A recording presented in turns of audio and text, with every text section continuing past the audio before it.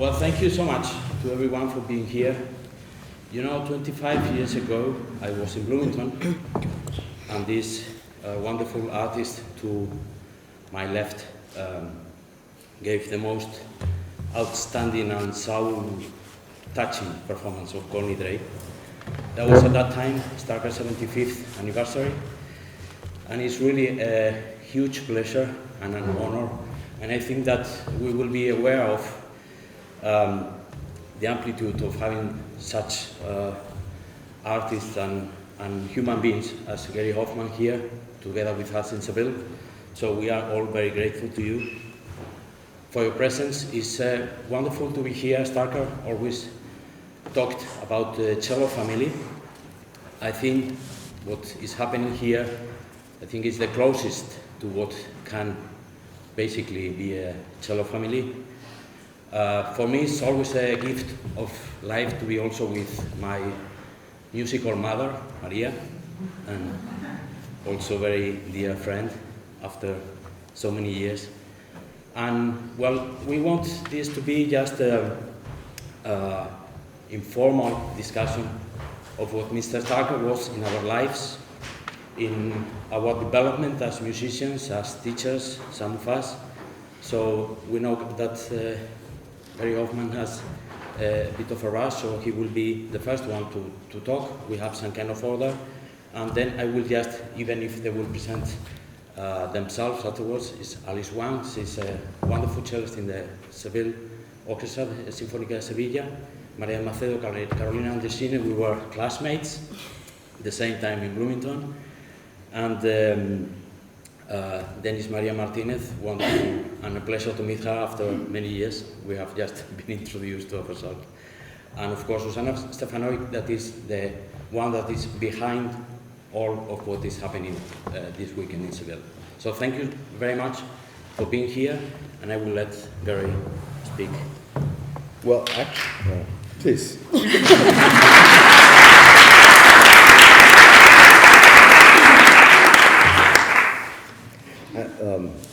It's hard to talk after you said all these nice things about me, because I don't want to ruin the impression.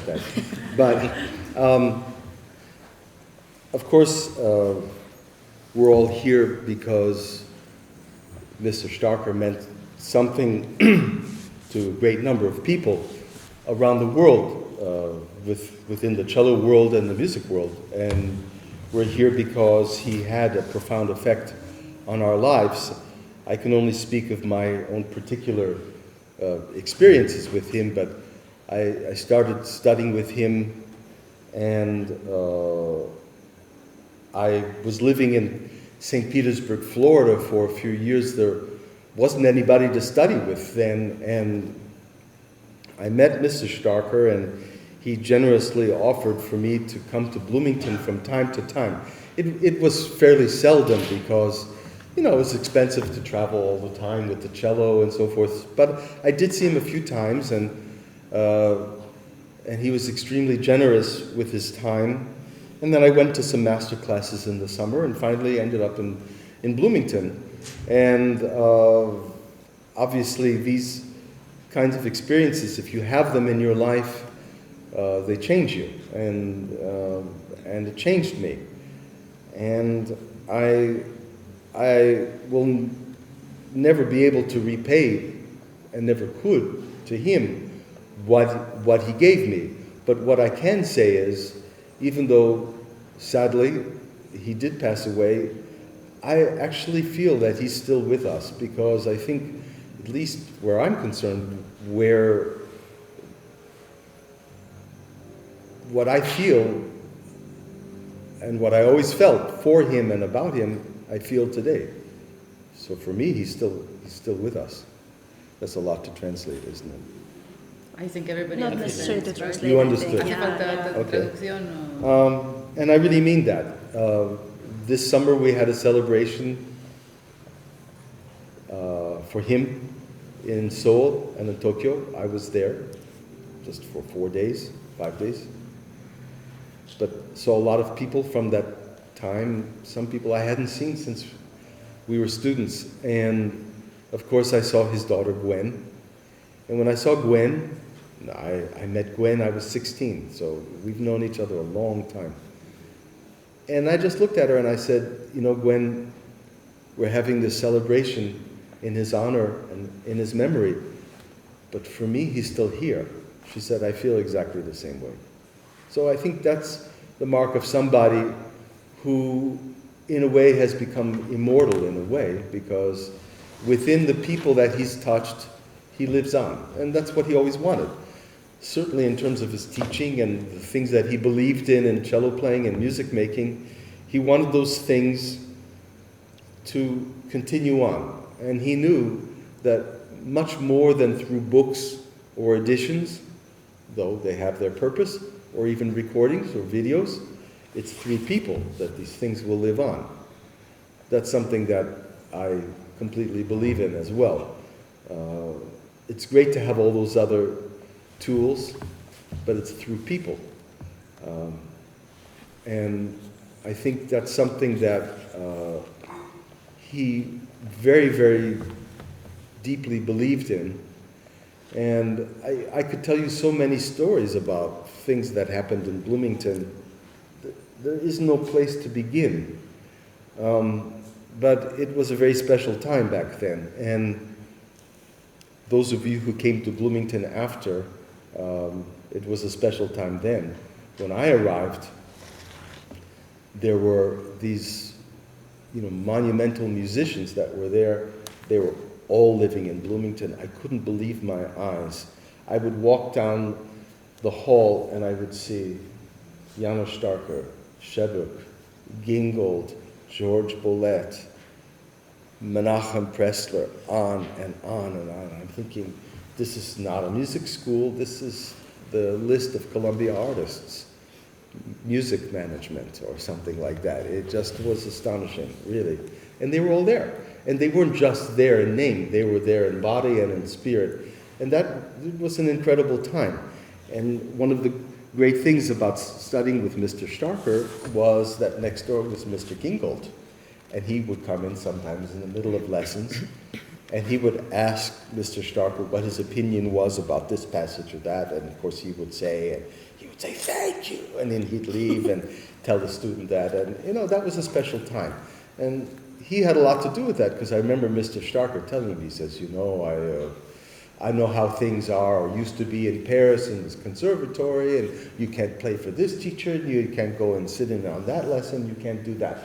He said, what I always wanted here was what we had in Budapest at the Liszt Academy, was that open door policy. And Gretchen, who's sitting there, can attest to this, who studied with Fritz Maag. But, Fritz Maag was also a distinguished musician. And, he had his particular place there, as they all did. But Mr. Starker, I remember once, somebody was playing Hindemith solo sonata, and he said, I don't know this so well, go play it for Fritz Maag. Now, some people don't believe that. Yeah, that sounds very good, but that's what happened. But that's how it was. And that's how it was in Bloomington in those days. And again, Mr. Starker had a great deal to do with that, because he was really the first one. He left the Chicago Symphony after a couple of years with Reiner. In 1959, he began at Indiana University, and that was the beginning of what we call today as the golden era in Bloomington at the time. So really, he had a vision about what it could be or what it should be, and it became that.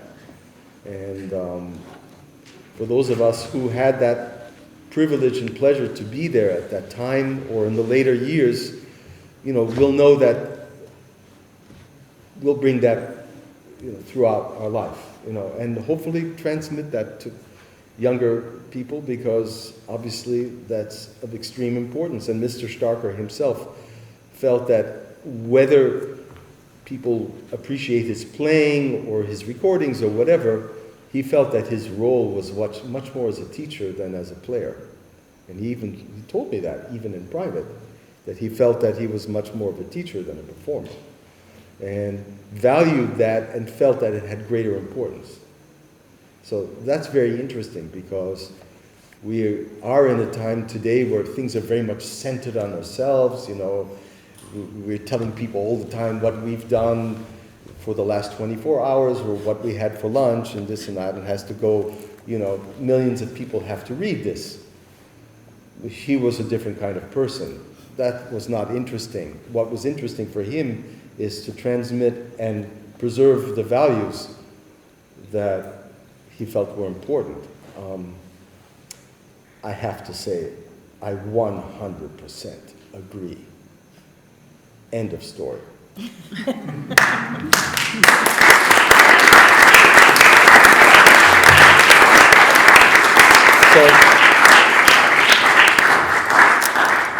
I don't know if I'll ever write a book, but we always say things like that. In my book, even though the book wasn't written, in my book, that's the way things should be. Times change, but it's still the same music.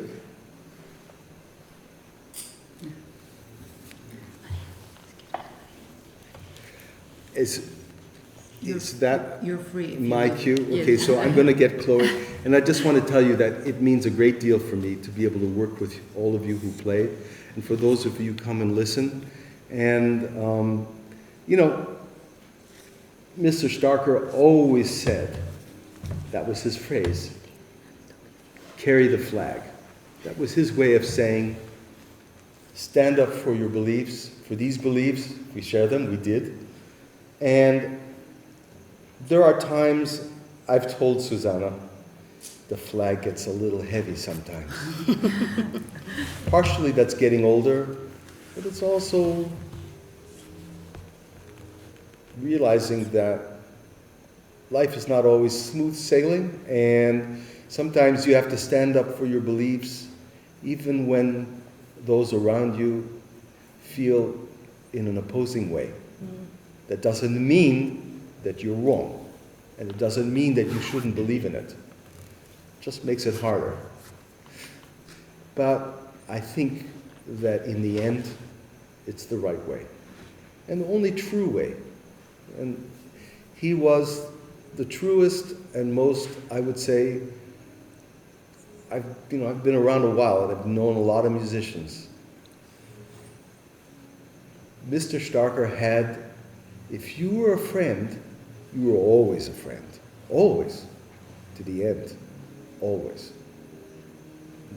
Unless maybe you let him down or you did something. But I mean, it wasn't just you were a friend because it suited him for a while. And now there's another one. There's so many. We all know them. Many of them. They just use people for their needs at the time and then down to the next. He was never like that. And he cared about all his students. So, not just as a cellist or as a teacher, but as a human being, he was a model for us all. That's what I want to say. And may I respond to what you said before, that you can never repay him? That is exactly what you're doing this weekend. Well, he's looking down somewhere and he's saying, "But are you playing in tune?" So thank you very much. Thank you.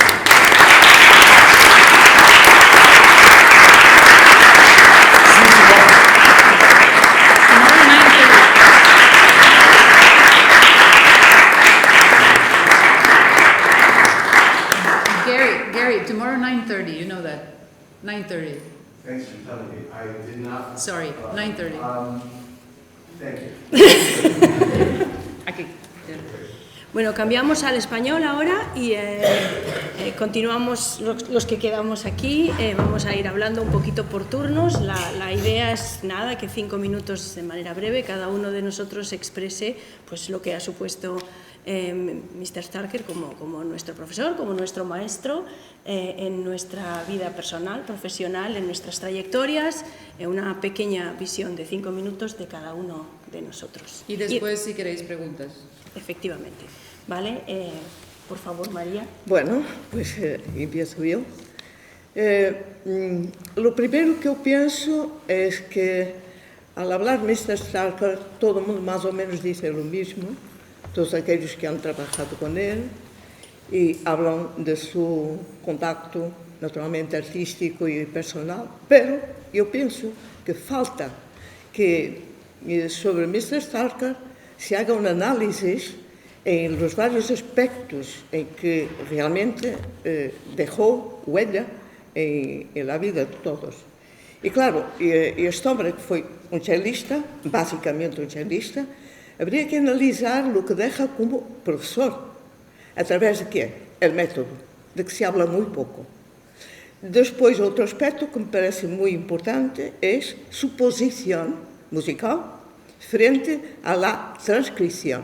Transcribir sí, no, qué, habría que analizar. Después habría naturalmente el otro aspecto de su vida, que sería su vida personal como hombre, como profesor, pero especialmente como ser humano. Un día, no sé eso todavía, pero un día yo creo que alguien hará una investigación realmente seria sobre los tres aspectos, por lo menos. Tal vez haya otro aspecto aún de Starker y se habla de todo eso en particular. Mi posición, digamos, frente a todo ese labor y toda esa capacidad intelectual que él tenía, es que, por ejemplo, para resumir, pues no puedo tener mucho tiempo, para resumir, pienso que él la posición como profesor era nada más que inspirar a todos el rigor. El rigor para él era algo muy importante, que ese rigor es, decía él también muchas veces una palabra muy interesante, que es honestidad. Honestidad, ¿cómo? En la vida sí, fue honesto. Y en la música también, en el sentido que él decía siempre que había que tocar lo que estaba escrito. Porque si hoy y tal vez para mucho tiempo, muchas cosas que no están escritas y que se hacen. El rigor sobre la partitura era para él absolutamente honestidad musical. La otra honestidad él la practicaba. Y me acuerdo de algún momento en su vida en que tuvo que decidir la compra de un instrumento. Es una historia larga, pero en resumen fue que se contrató y se decidió un precio sobre un instrumento determinado y a los días o semana por teléfono le dicen que no, que le parece que el precio que es muy bajo y que piensan que hay que aumentar el precio del instrumento. Y la respuesta fue, si un apertar de manos no vale nada. Y no lo compró, así. Y era muy, digamos, muy claro sobre este aspecto en la vida también. El otro aspecto, la posición sobre el transcriptor. Transcribir música. Ahora bien, sí, él lo ha hecho. Lo más conflictivo, hoy por hoy, es la famosa sonata de Brahms para violín que él transcribe para el cello. Existía una transcripción anteriormente de Klengel, y se dice pues que había una transcripción de Klengel. Pero él documentó, y eso insisto muchísimo, por eso pienso que tenemos afortunadamente 3 sonatas de Brahms para tocar y no 2, ele hizo todo lo que ha podido para dar pruebas de que foi Brahms que ha hecho la transcripción de violín para violonchelo. Eso me parece muy interesante. No todo el mundo conoce la edición que está revisada por él, editada prácticamente por él, y que transcribe en esa edición las 3 cartas de Brahms en que pide a Simrock, que era su editor, que no ponga su nombre Brahms como transcritor. Porque a la época transcribir no era exactamente componer y no tenía la misma consideración, digamos así, en el medio social. Y esos documentos, aunque digan aún que no vale, yo digo que sí que vale, porque no se puede hacer una edición con pruebas tan concretas, digamos así. Otros dicen que no, que es siempre Klengel que hace la transcripción. Si fuera Klengel que hiciera la transcripción de esta sonata, que es una maravilla, yo diría que o Klengel es o no es Klengel, y sería Brahms que tomaría la decisión de hacer los cambios que quisiera, pero si fuera Klengel, con todos los cambios hechos, incluso la tonalidad de la sonata, que no está mal hecho, pero sería un sinvergüenza, porque son tantas las alteraciones que un diría no hay derecho de hacerlas si el compositor no concorda con ello, ¿no? Y esto es un aspecto que, como transcriptor, creo que no se explora bastante. El último aspecto, habrá más, pero como método es muy complicado. El método es complicado, es muy matemático y el concepto es, si tocas muy bien la media posición y en la última del cello, tocarás el cello. Bueno, esto es muy fácil decir, aprobar para saber si es fácil o no. Pero sí que tiene razón, sí que tiene razón. Y yo creo que es complicado, pero muy eficaz. No es muy utilizado, eso es verdad. Después, como persona, como hombre, digamos así, el concepto que yo tengo es que es una personalidad que intenta siempre esconder una parte de sí mismo. Entonces, había una parte que era ironía, muy curiosa, hay muchas historias divertidas, además, que él contaba y que se podían vivir con él. Hay una parte que es esa, y ironía, como siempre, o casi siempre, es un huir o una verdad dolorosa. Y yo creo que él la utilizaba como tal, y que siempre terminaba en un whisky o en alguna cosa divertida que decía. Pues hay muchas historias que no hay tiempo para contar, pero que son realmente divertidas. Un día intentaré escribir eso, más o menos, para dejarlo como memoria. Y lo que pienso de verdad era que en su vida, cuando se mira un poco el trayecto muy rápido desde una época en que es la época de la Segunda Guerra Mundial, se matan el hermano, el otro desaparece. Los padres eran gente que tenía poco dinero, pero hay una cosa que él decía que es muy curiosa. Él decía que tocaba el violonchelo en el violín del hermano. Ponía el violín aquí, tocaba violonchelo. Y entonces, como tenía este genio, lo llevaron al Conservatorio de Budapest para tener una lección de violonchelo y más tarde entrar como alumno. Y él me decía a mí, después en público no ha dicho esto, pero a mí me dijo, yo tocaba el violonchelo en el violín de mi hermano. Después me llevaron al conservatorio, he tenido una clase y ya sabía tocar violonchelo. O sea, es el genio de un chavalín de 9 años en esa altura, creo que tenía. El resto, que como persona, era una persona muy efectiva, que no olvidaba nunca a sus amigos, que se sintió feliz en la vida familiar con su hija y la hija también de su segunda esposa, segunda mujer. Tenía una vida familiar estable en Bloomington, aparte de muchos viajes que ha hecho. Y es un hombre que sí utilizaba siempre la ironía para hablar de la vida, pero esta es mi última palabra y yo creo que es un hombre sí que conoció el amor.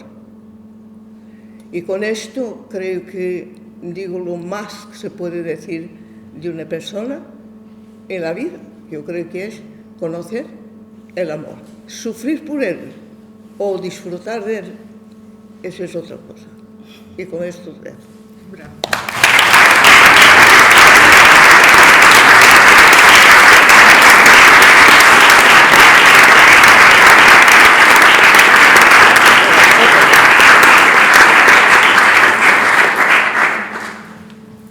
Yo estuve entre el 83 y el 88 y para ver si me cogía como alumna, toqué para él en el verano del 82 en Viena en un curso. Entonces, antes de que empezase el curso, la noche anterior tocó un recital con, creo que fue la sexta suite, Casado, Kodaly y de propina Piatti 3. Yo me fui esta noche a la cama pensando que y yo voy a tocar mañana para este hombre, porque además el aspecto era prohibitivo como es él, ¿no? Y claro, en esos tiempos no había YouTube, tú no sabías cómo era la gente hasta que ibas a un concierto.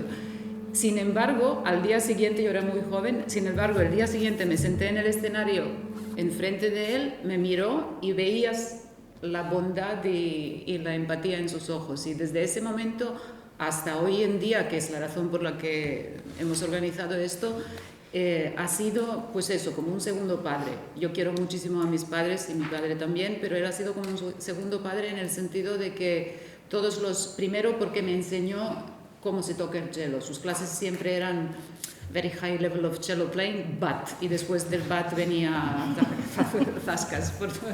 Pero a mí personalmente, que también vengo de una parte del mundo donde se habla bastante más directamente, por ejemplo, que en España, a mí no es que no me molestase, es que me parecía normal, porque hablaba en las masterclasses siempre, antes de empezar la masterclass decía, esto va a ser así, vamos a hablar, si hay problemas de la mano derecha, si hay problemas aquí, de esto. Luego hablamos de música y de vez en cuando viene alguien tan bueno, entonces ya nos dedicamos a contar historias. Entonces, esa era su filosofía. La filosofía de la clase en general, de su clase, no era coger grandes talentos para subir su cachet como profesor y que todos ganasen concursos, etc. No, él cogía gente, todos tenían un determinado nivel, por supuesto, pero cogía gente de todo tipo y de todas partes del mundo, porque decía que su propósito en la vida era elevar el nivel medio de cómo se toca cello en el mundo.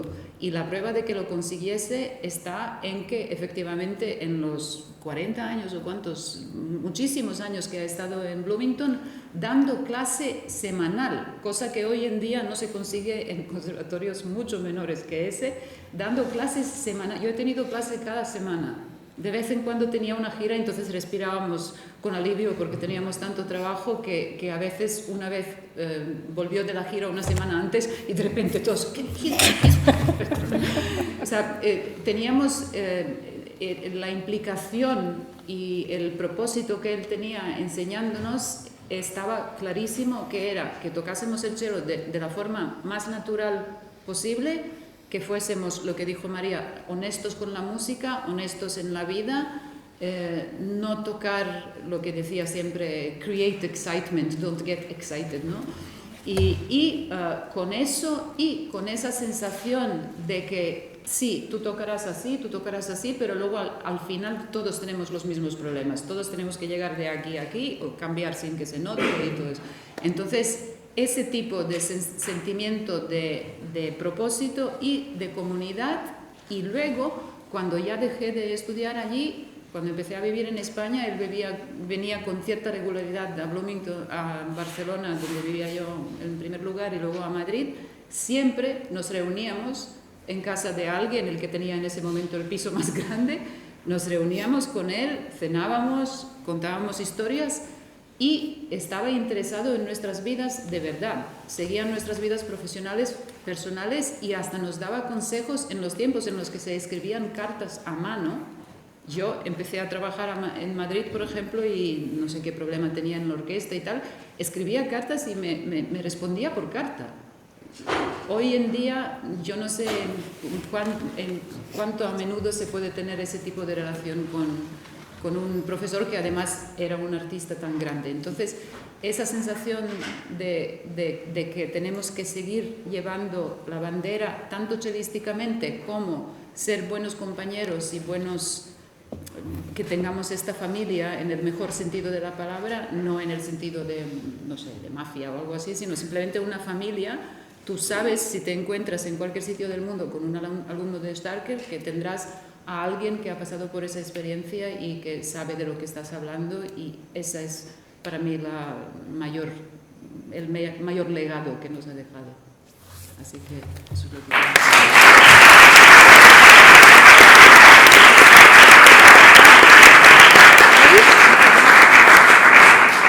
Yo estuve en Bloomington desde el 88 hasta el 92, que hice el bachelor y máster ahí. Para mí Starker fue el gurú porque mis profesores anteriormente también eran alumnos suyos. No sé si coincidió. Megumi Okubo vivía 2 horas de Bloomington. Megumi Okubo, no sé si había estudiado con Gary o... Le conocí, sí. sí. Y Helga Winnold, que estaba ahí también en el momento. Entonces, y yo hice, como Israel Tzuyoshi Tsutsumi, también que estuvo ahí de profesor titular en un momento. Entonces, hay palabras claves que siempre decía, la geografía, hay que saber la geografía del violonchelo para como tocar todos los 40 estudios de Popper. El legado de su profesor de Starker, Adolf Schiffer, también fue alumno de David Popper. Entonces, se ve ese legado que él también quería transmitir a sus alumnos. Y más que nada, claro, lo que dice, crear esta familia chelística es muy importante, transmitir y divulgar a la próxima generación, a los alumnos, esa importancia de dominar la mano izquierda con la geografía del violonchelo y luego, como lo dijo Gary de esta mañana con Jaime, creo que era, anticipar todos los movimientos, pero sin perder el control, siempre estar pendiente de lo que viene después. Y para mí, a esta altura de la vida, pues es una cosa que lo puedes llevar a tu vida cotidiana. Y anticipando las cosas, siempre hay el estrés, la tensión, pero hay que buscar el momento también que respiras y puedes seguir, ¿no? Son cosas que, escuchando a sus alumnos, dices, wow, no es solo tocar el violonchelo, son valores muy humanos. Y era, para mí, en esa época, claro, los sábados era 4 horas de masterclass por las tardes, era como la misa por las tardes. Todo el mundo acudía, ¿no?, a escuchar lo que decía, lo que tocaba. Y incluso las clases estaba abierta, muchas veces en su estudio no estaba la alumna con él, estaba abierto, siempre había 5 o 6 ahí escuchando. Entonces, eso es una suerte que yo valoro mucho, el poder de estar así de cerca y solo absorber todo lo que transmitía, ¿no? Me siento muy afortunado. Gracias.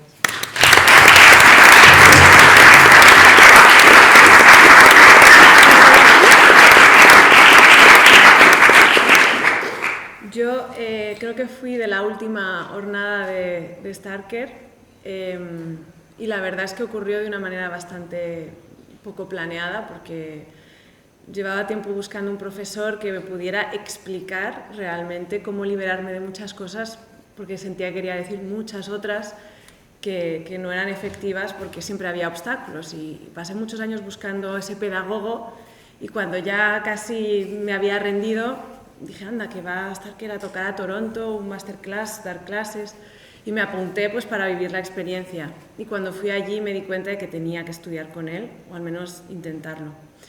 Se abrieron audiciones en Bloomington y todo el mundo mandaba un CD y yo dije, no, yo voy a ir en persona, 20 minutos había que tocar, me cogí un avión desde Europa, me planté ahí y a las 9 de la mañana que era mi audición, que no deberían hacer audiciones a las 9, pero aún así las hicieron, se lo dije de hecho y me miró así media sonrisa y dije, no sé si he metido la pata. Toqué, no sé si fueron 15 minutos y cuando me fui me miró así de reojo, me hizo una medio sonrisa que era muy típica suya y ya con esa mirada dije, creo que igual sí. Y así fue como empecé a estudiar con él. Y nunca me habría podido imaginar el impacto que ha tenido en mí como violonchelista, como profesora y como persona, sobre todo en los tiempos que vivimos ahora, porque él realmente no le importaba tanto su imagen como profesor, él iba un poco más allá. Y como decía Susana, no cogía al violonchelista más virtuoso ni al que tocara mejor, sino en el que veía un potencial. O, directamente yo siempre decía que te hacía como una especie de radiografía y podía ver tu persona, tu esencia, y en función de eso te ayudaba de una manera o de otra. Hacía un comentario y no te daba lo que yo llamo el potito, todo ya machacado y te lo metía a la boca, sino te decía algo. Y ese algo te duraba semanas y semanas estudiando, buscando, experimentando, como él decía, en el laboratorio de tu casa. Y eso es algo que aún todavía me hace descubrir cosas. De repente esas pinceladas que daba, hoy en día cuando sigo estudiando, sigo descubriendo. Y como pedagogo, a mí lo que me transmitió siempre era que él limpiaba la ventana para ver lo que había dentro. Y bueno, y que si no tenías ideas, como él decía, too bad. Y es un poco con lo que yo también intento, la idea con la que yo intento siempre enseñar, y es dar las herramientas para que los alumnos puedan ser independientes y evolucionar por sí mismos y no siempre depender de una persona que le diga qué hacer y cómo hacer, sino entender pues todo el mecanismo del instrumento y por qué surgen los problemas y cuando funcionan, qué ha funcionado, ¿no? Entonces es un mundo, pero fascinante en el que nunca descubre uno todo lo que hay por descubrir. Así que no podía tampoco estar más agradecida y lo único a lo que aspiro hoy en día es a poder tener ese impacto que él ha tenido en mi vida, al menos, y yo creo que en la de todos sus alumnos, y poder ofrecer aquello que se me ofreció a mí. Y eso es una cosa que él me decía, porque muchas veces, gracias, ¿cómo te lo puedo agradecer? Y me dijo, haz lo mismo por alguien en el futuro y así me lo habrás agradecido. Y cada día es lo que intento. Y como decía Cari, todos los días está presente, ya sea porque no anticipo o ya sea porque intento vivir con esa nobleza de pensamiento y humildad, que al final no somos tan importantes nosotros mismos, sino que hay una misión que creo que es la que se queda y es por la que tenemos que seguir haciendo esto.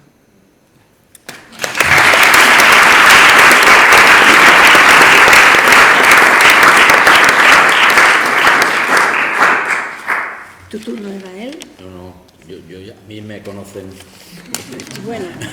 Bueno, es difícil, ¿no?, añadir algo a todo lo que ya se ha dicho, porque se han dicho, me parece, cosas muy esenciales y con las que todos comulgamos, todos, por lo menos los que estamos en este lado de la mesa, y seguro que del otro lado de la mesa también, ¿no?, comulgamos. Puesto que ya se ha hablado de Janos Starker como una figura ética importante, a mí me parece muy importante, por supuesto, también, y todas las cosas que se han dicho aquí, también quiero comentar cómo conocí yo a Janos Starker, y fue gracias a María, en realidad, porque ella invitó a Janos Starker a dar unas masterclasses en Alcalá de Henares en el año 92, y yo acudí como alumna oyente, y vi a Starker por primera vez, y cuando vi a este hombre dar clase, uno de los alumnos que tocó allí tocó de una manera un poco, para mi punto de vista, un poco pretenciosa, un poco con así, ¿no?, mucho movimiento, mucho así, y entonces recuerdo perfectamente, porque esa frase no se me va a olvidar en mi vida, él dijo, I see you love music very much, but you love more yourself. Y entonces yo escuché esa frase y pensé que tenía que estudiar con ese señor, o sea, me fascinó, absolutamente, me fascinó ese enfoque, ¿no? Y precisamente esa importancia en la música y no en la persona que está tocando, que es algo que, insisto, yo escuché en el año 92 por primera vez, pero me parece que también es aplicable hoy en día. Por supuesto que hay muchas tendencias, muchas familias musicales, todo el mundo intenta tocar lo mejor que puede, lo mejor que sabe, pero vivimos en un mundo en el que la vanidad y lo superficial está presente, ¿no?, todo el tiempo, y entonces me parece que este fue un llamado muy importante contra esa superficialidad del abordaje musical, del abordaje de la interpretación, y este me parece que también es un legado que deja Starker para todos nosotros y que a mí me marcó muchísimo. Aparte de esto, también quiero volver a algo que estaba comentando Gary al principio de esta charla, y es el ambiente extraordinario musical que se vivía en la Escuela de Música en Bloomington. Israel y yo, que compartimos una época, Gingold ya había fallecido, pero Shevok no, y quedaban muchísimos grandes artistas, y para mí fue un privilegio vivir en ese ambiente, por supuesto recibiendo los consejos de Starker, pero también de Shevok y también de otros grandes artistas, y conviviendo con compañeros verdaderamente de todo el mundo. Y ese enriquecimiento cultural, de niveles instrumentales distintos, y esa especie de peregrinación, ¿no? Íbamos gente de todo el mundo a ese lugar en ese momento, que por cierto no está en el centro del mundo, pero eso me parece que fue muy enriquecedor.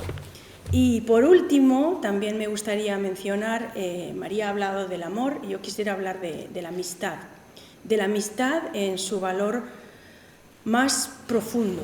Siempre Starker, me parece, o así lo interpreto yo, que fomentaba que fuésemos buenos colegas, que fuésemos buenos compañeros, que nos apoyásemos, que contribuyésemos a la sociedad. Y bueno, y ahí quiero hilar este pequeño discurso con lo que decía Susana ayer de mí, en el sentido de que hemos hecho la Asociación de Violonchelistas de Galicia, para continuar el legado de Starker, por supuesto. Quiero decir, es una forma de hacer clubs de cello, de estar todos en contacto. Yo llegué a trabajar a Galicia hace ya unos cuantos años y me pareció que no había mucho ambiente. Entonces, esto es esta asociación que hemos, y lo digo en plural porque creo que lo que vale en la vida es el trabajo de equipo, no el trabajo que hace una persona. Y Soncello no es una persona, Soncello somos muchas personas, somos 96 personas. Entonces, me parece que quiero poner en valor el trabajo de equipo y el trabajo de hacerlo juntos y de lo que podemos o lo que intentamos contribuir en la difusión del cello, en la difusión del repertorio de cello y en dar oportunidades a que cualquiera pueda recibir clases de distintos colegas y un trabajo de conjunto.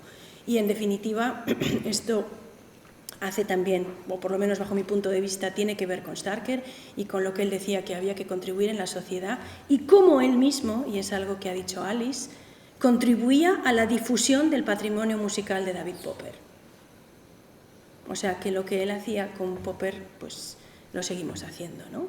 Y bueno, esto me parece importante y esto era lo que quería compartir con todos vosotros.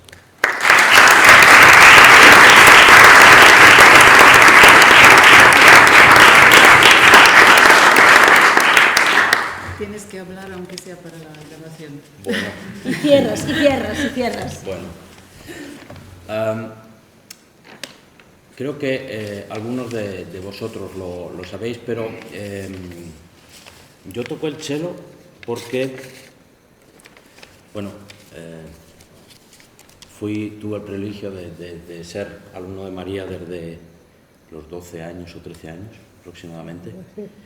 Recuerdo la primera clase que toqué para María en una sonata de Marcello, en Sotomesa, en el sótano, aquello era Fraggle Rock, aquello, llegar ahí.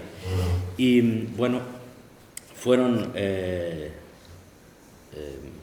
muchos años de clases. Yo soy de provincias, soy de Cuenca, vayas donde vayas siempre hay alguien de Cuenca. Por ejemplo, Julián Huete está por ahí, también de Cuenca, hijo de un muy buen amigo, y su hermano también fue alumno en el Conservatorio Superior, fue alumno mío y ahora estudia viola de gamba.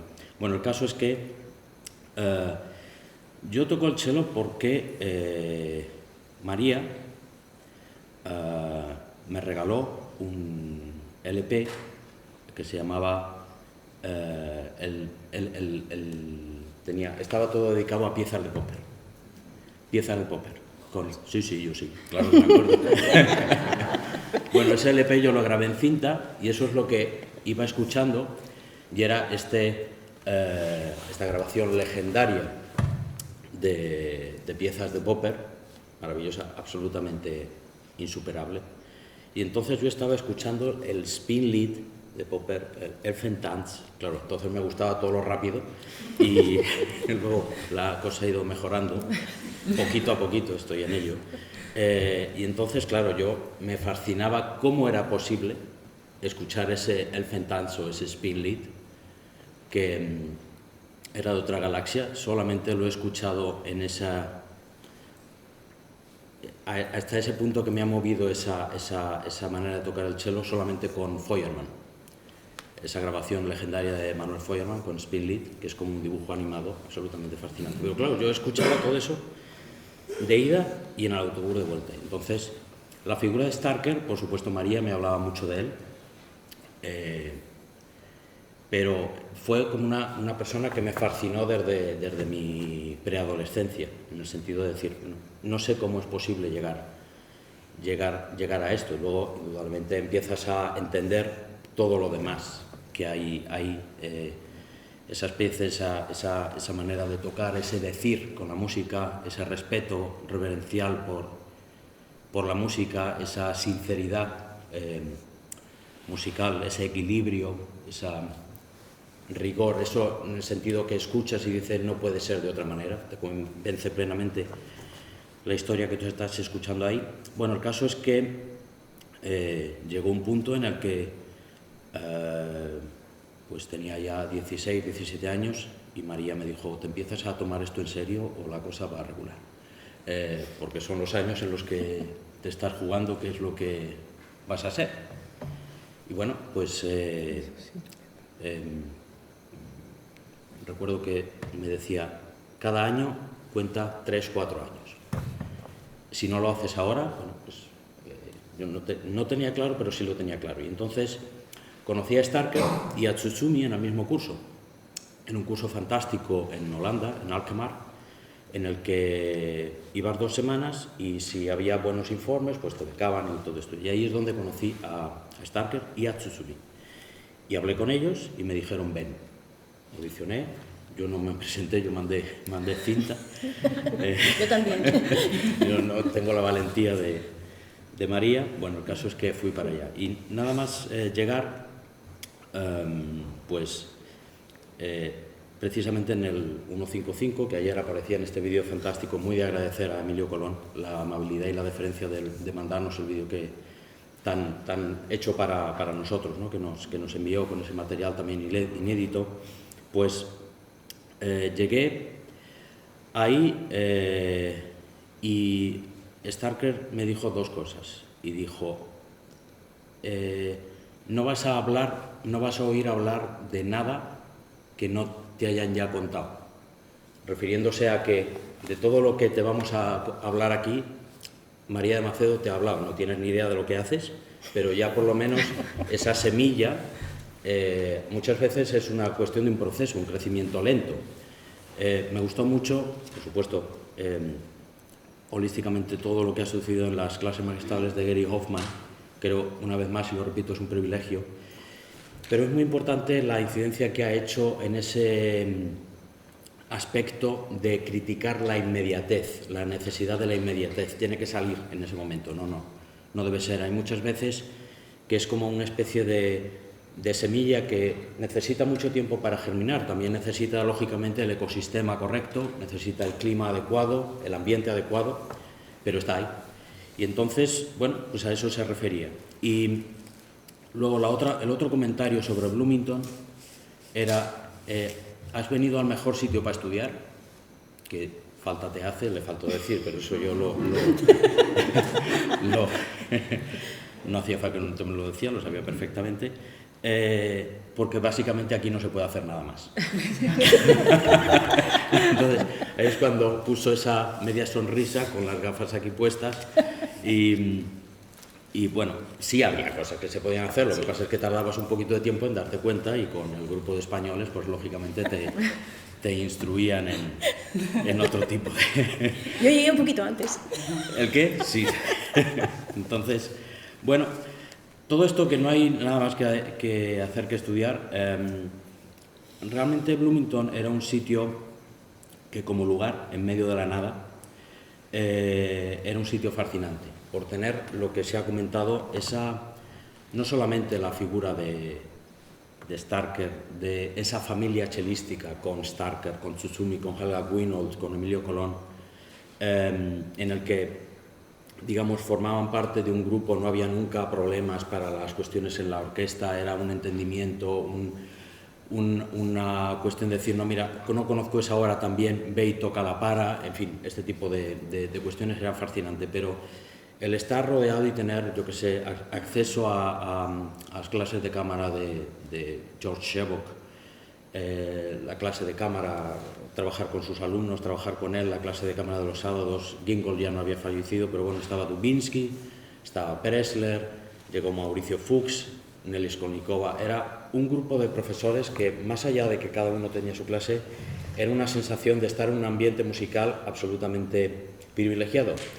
Y de todos ellos se aprendía enormemente. Creo que,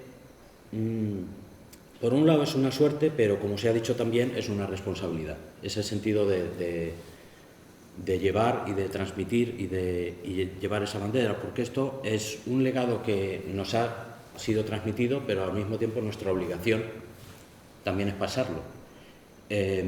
Y esto, digamos, es, creo que, una cuestión que yo también tengo, intento tener presente en mi día a día. Tuve la suerte de estar, digamos, en ese camino gracias a María desde mucho tiempo atrás, y luego fue una sensación de continuar en algo que realmente, pues indudablemente, determina todo lo que eres en vida. Así que, bueno, pues una vez más, es una alegría, y terminando un poco de esta cuestión, el poder albergar esta celebración de la presencia de Starker en su primer centenario aquí en Sevilla, poderlo compartido con todos los colegas, con todos vosotros, con alumnos, con compañeros, gente que ha venido de sitios realmente muy lejos, así que es un enorme placer, es un privilegio, y simplemente animaros a que mañana las clases van a empezar un poquito antes, a las 9:30, porque a la 1 va a haber un concierto de una asamblea de violonchelos preparada maravillosamente por mi colega y mi compañera Carmen María Elena, y por Susana, con muchos alumnos del Conservatorio Superior. Creo que va a ser un cierre de este fin de semana maravilloso, así que, por favor, los que tengáis la oportunidad de asistir mañana, pues no solamente sois bienvenidos, sino que apreciamos mucho vuestra presencia y que esperamos que todo esto haya sido de vuestro interés. Muchas gracias. Okay.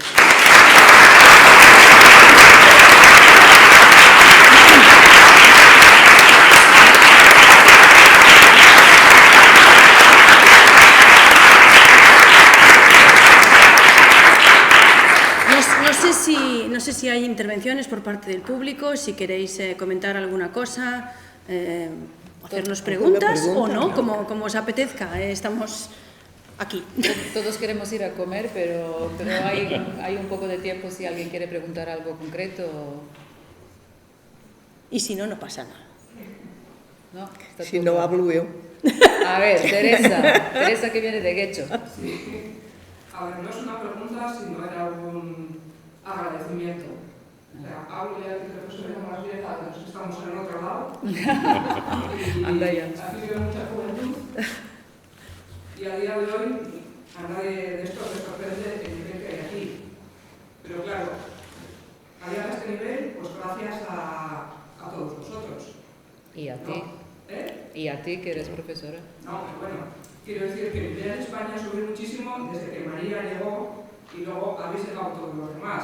Entonces yo creo que sois muy responsables en cómo ha subido el nivel. Es decir, ellos no lo ven porque no saben cómo era el nivel en España en el cello hace 30 años.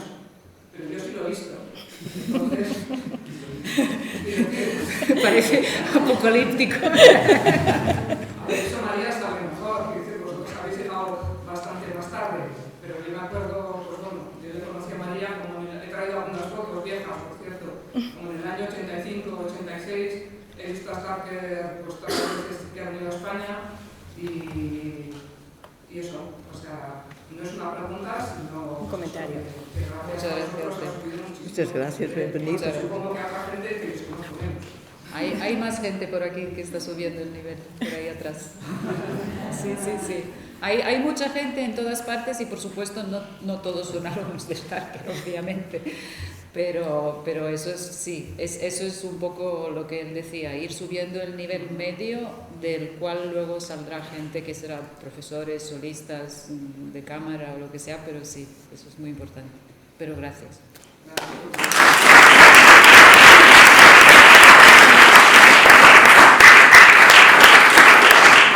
Adelante, adelante. Sí, yo quería decir, yo no estudié con Starker, estuve en cursos de Starker, pero soy nieta de Starker, por así decirlo.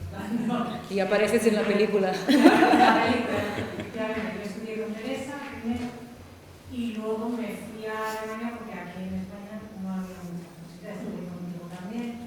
Y yo estudié con Adriana Botín y Christopher, que son también alumnos de Starker. Y vino ahí muchas veces esas veladas que siempre que venía era una familia, realmente era estar con él en casa, me dormía en Pino, estaba gente también y era, realmente se preocupaba de todo, se preocupaba del legado que dejaba, era fantástico y realmente esa trayectoria de alumnos de Starker repartidos por toda Europa y los alumnos de los alumnos de Starker que ha subido una cosa que yo cuando tuve que decidirme realmente había muy pocas posibilidades en España estudiar y ahora para los chavales que quieran empezar hay muy buenos profesores en prácticamente cualquier ciudad.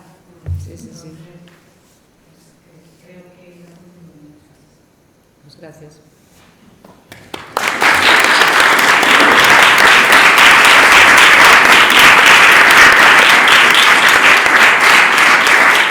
¿Tienes clausura? Eu creio, Queres sim, clausura? digo algo. Creio que não podemos abandonar esta sala sem levarmos uma frase de Starker com cada um de nós outros. Somos todos violoncelistas, em princípio. E qual é aquela? Alguém conhece uma frase que eu repito muito de Starker? Yo repito mucho siempre una frase de Starker en las clases que es Sí? don't practice when you play, don't play when you practice. É exacto. A frase, digamos, que todos devemos levar, porque implica muitas coisas, é don't play notes, aquela, não? Tell a story. Tell the story. E aqui vamos parar a lo mismo, que as notas são realmente como as letras, igual que tu lês um periódico ou que lês literatura ou poesia. As palavras são as mesmas. Isso é as notas. A maneira como construís a música sobre essas notas é que se transforma em música. O que é a música em si mesma é o mesmo que é a poesia, seja de Cervantes ou seja de Pessoa, do grande poeta português, é sempre a tradução de uno mesmo, de um ser humano.